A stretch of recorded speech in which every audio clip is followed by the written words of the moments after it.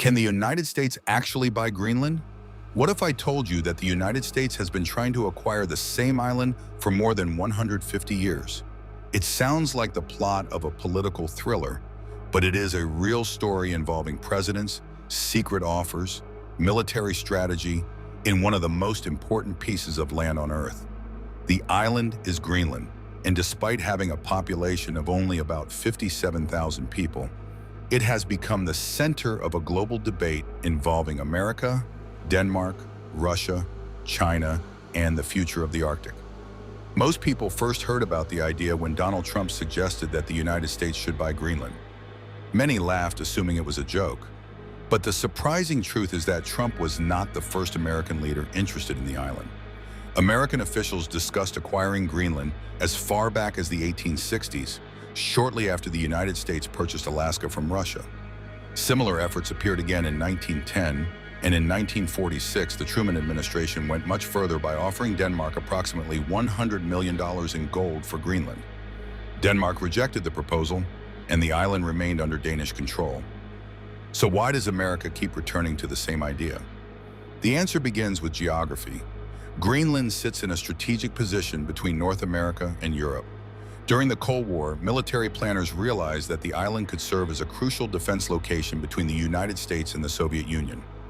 Even today, the United States operates the Pituffik Space Base in Greenland, one of the most important military installations in the Arctic. Missiles, radar systems, and aircraft can all be monitored from this remote frozen land. For military strategists, Greenland is not just an island. It is a giant observation tower in the Arctic. But military power is only part of the story. Under Greenland's ice lie valuable natural resources, including rare earth minerals that are essential for smartphones, electric vehicles, wind turbines, advanced weapon systems, and modern technology. As nations compete for access to these resources, Greenland has become increasingly attractive. Some experts believe the island could hold enormous untapped wealth beneath its frozen surface. Climate change has made Greenland even more important. For centuries, Arctic ice acted like a giant wall, preventing easy access to the region. As temperatures rise and ice retreats, new shipping routes are opening across the Arctic Ocean. These routes could dramatically reduce travel times between major global markets. Suddenly, a place once considered isolated and inaccessible is becoming one of the world's most strategically valuable locations. However, there is one major problem with America's dream of owning Greenland. Greenland is not empty land. It is home to real people, a unique culture, and its own government. While Greenland remains part of the Kingdom of Denmark, it enjoys extensive self-rule and has the legal right to pursue greater independence. Greenland's leaders have repeatedly stated that the island is not for sale. Danish officials have said the same thing. For many Greenlanders, the idea of being bought by another country feels insulting because it treats their homeland like a piece of real estate rather than a nation of people. This creates a fascinating question. Could the United States legally buy Greenland? Technically, yes. Countries have purchased territory before. The United States itself bought Alaska from Russia and acquired several other territories through agreements. But modern international politics is very different from the 19th century. Any attempt to purchase Greenland would require political consent, international agreements, and likely the approval of Greenland's own people. Experts generally consider such a deal extremely unlikely.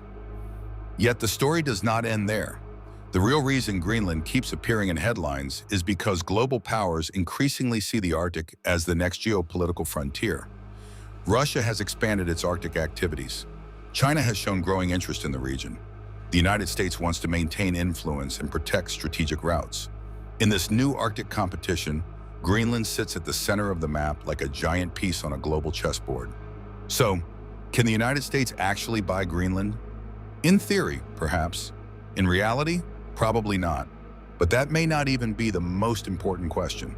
The bigger question is why the world's most powerful countries are suddenly paying so much attention to a frozen island that many people cannot even find on a map. The answer reveals something much larger than a real estate deal. Greenland is not valuable because of what it is today.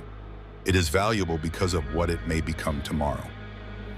As Arctic ice melts, new resources emerge, new shipping routes open, and new rivalries develop. What once looked like the edge of the world is rapidly becoming the center of global competition. And that is why a remote island with just 57,000 residents has become one of the most talked about places on Earth.